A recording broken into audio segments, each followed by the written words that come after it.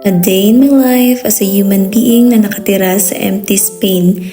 We live in the province of Teruel, located in the northeast of Spain and considered one of the least populated areas in Europe. And here is the city center of Teruel. It's not that very crowded compared to the big cities.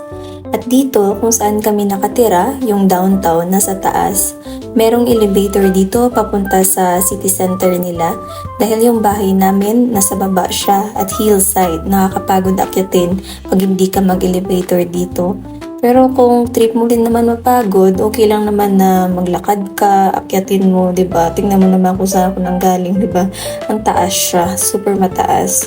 At nandito na rin ako sa downtown nila, pero dapat uptown yung tawag dito kasi nasa taas at dito yung bus station. At isa sa pinakagusto ko dito ay yung architectural designs nila at saka very walking friendly siya. It is officially 12 o'clock, which means only one thing in Spain, La Hora del Vermú. Puno yung mga bars mga ganitong oras dito. Nakakatuwa kasi mainit man o malamig, nasa labas palagi yung mga Espanyol. Super chill, diba? Sana all. That's for today. Hasta luego!